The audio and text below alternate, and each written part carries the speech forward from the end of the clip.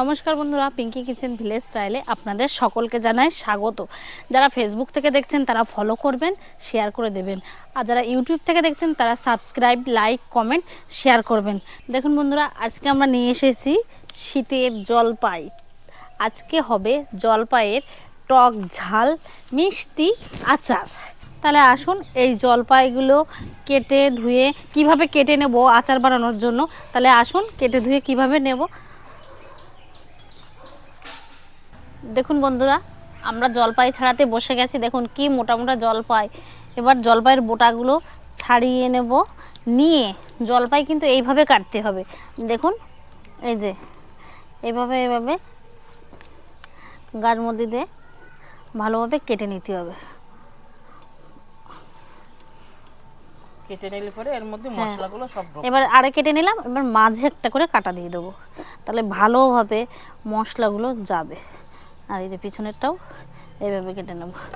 দেখুন বন্ধুরা, জলপাইগুলো আমি কিভাবে কেটে নিয়েছি দেখালামই তো প্রথমে। এবার আমি জল কেটেছি, দেখো প্রথমে আড়ে কেটেছি, তারপরে লম্বা লম্বা করে কেটে দিয়েছি। এর মধ্যে লবণ, ঝাল, মশলাগুলো ভালোভাবে যাবে আর খেতেও সুস্বাদু লাগবে। এবার আমি জলপাইগুলো ভালোভাবে ধুয়ে নেব। দেখুন বন্ধুরা, হাত দিয়ে এইভাবে ডলে ডলে, জলপাইয়ের মধ্যে তো আছে বালি লেগে লেগে আছে, ওই জন্য আমি হাত দিয়ে ভালোভাবে এইভাবে কষলে কষলে ধুয়ে নিয়েছি। আজকে আমাদের এই জলপাই চাটনির জন্য যে যে মশলাগুলো লাগবে সেগুলো আমি শুকনো খোলায় ভালোভাবে ভেজে নেব। মৌরি, জিরে, ধনে, শুকনো লঙ্কা। ঝালটা হচ্ছে যে যেমন পরিমাণে খাবে সে তেমন পরিমাণে ঝাল দেবে। আমি এখানে দিয়ে দিয়েছি 4-5টা। দিয়ে দিলাম পরিমাণে ধনে, 5 ফোড়ন আর কিছুটা পরিমাণ জিরে দিয়ে আমি ভালো পরিমাণে ভেজে নেব। আর এবার দিয়ে দেবো কিছুটা মৌরি দিয়ে এবার শুকনো খোলায় আমি ভালোভাবে ভেজে নেব। এই মশলাটাই হচ্ছে জলপাই আচারের মশলা। মশলা যত ভালো ভাজা হবে সেন্টও বেরোবে, আচারটাও খেতে তত সুস্বাদু হবে। মশলাটা ভালোভাবে ভাজা হয়ে গেছে, সেন্টও বেরিয়ে গেছে। এবার আমি মশলাটা ঠান্ডা করতে দেবো।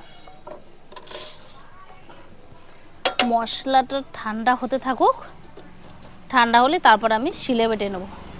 প্রথমে আমি জলপাইয়ের মধ্যে কিছুটা পরিমাণ চিনি দিয়ে দেবো। জলপাই তো অনেক টক, ওই জন্য বেশ কিছুটা পরিমাণে চিনি দিয়ে দিলাম। দিয়ে এবার আমি দেব ভিনিগার 1 মুটকি 2 মুটকি দিয়ে দিলাম। দিয়ে এবার চিনি, ভিনিগার আর জলপাই দিয়ে ভালোভাবে মেখে নেব।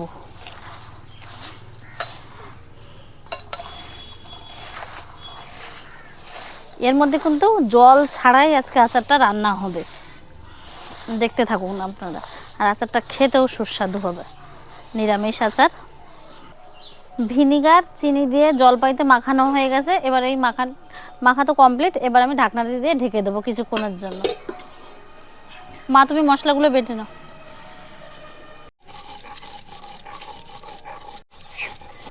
বন্ধুরা, মশলাটাকে পুরোটা মোলাম করা যাবে না, একটু আস্তে আস্তে করে মানে একটু গোটা গোটা রাখতে হবে। চাটনি মশলা তো বেশি মোলাম করা যাবে না।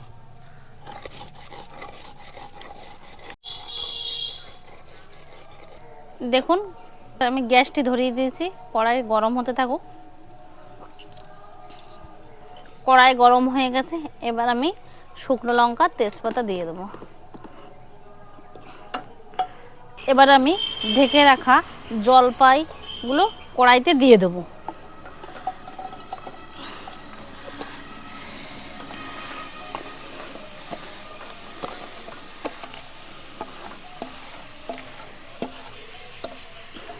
দিয়ে এবার আমি নাড়িয়ে নেব। দেখুন বন্ধুরা, জলপাই তো দিয়ে দিয়েছি। দিয়ে দেওয়ার পরে এইভাবে নেড়ে চেড়ে নিতে হবে। আর আস্তে আস্তে করে এইভাবে আস্তে আস্তে হতে থাকবে। আর ঢাকনা দিতে হবে। একবার ঢাকনা খুলতে হবে, একবার ঢাকনা দিতে হবে। এইভাবে খুলতে হবে আর দিতে হবে। দিয়ে দিয়ে এইভাবে আচারটা হবে আজকে। দেখুন বন্ধুরা, এবার ঢাকনাটি খুলে নেব। বললামই তো জল দেব না। দেখুন ওই যে জলপাইটা কত জল ছেড়েছে, দেখুন চিনি গলে।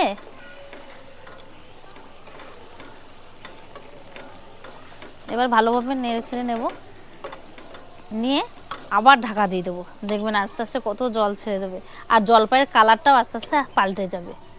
এবার ঢাকনাটি খুলে নেব, নিয়ে ভালোভাবে নাড়িয়ে নেব। দেখুন বন্ধুরা, জলপাইয়ের তো কালারটাই চেঞ্জ হয়ে গেছে। এবার আমি ভেজে রাখা যে মশলাটা কিছুটা দিয়ে দেবো, ছড়িয়ে দিয়ে ভালোভাবে মিশিয়ে নেব জলপাইয়ের সাথে।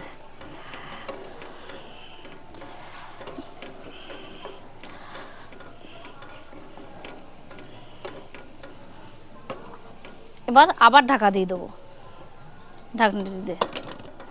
দেখুন বন্ধুরা, আমাদের জলপাই আচার তো পুরো রেডি। কত সুন্দর কালার এসেছে জলপাই। এবার রেডি হয়ে গেছে। এবার আমরা কিছুটা পরিমাণ যে ভাজা মশলা ছিল সেটুকু দিয়ে দেবো এর উপর দিয়ে, দিয়ে ভালোভাবে জলপাইয়ের সাথে মিশিয়ে নেব।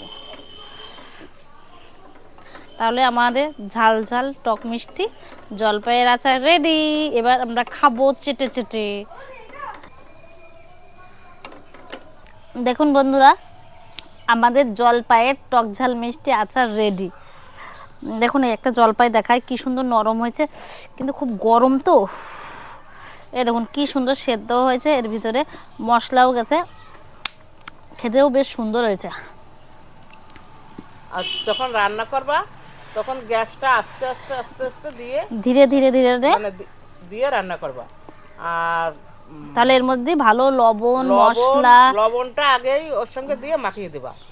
খুব সুন্দর হয়েছে। বন্ধুরা আপনারা বাড়িতে বানিয়ে খাবেন, দেখবেন ভালো লাগবে। আর আমার চ্যানেলটি ভালো লাগলে লাইক কমেন্ট সাবস্ক্রাইব করে দেবেন।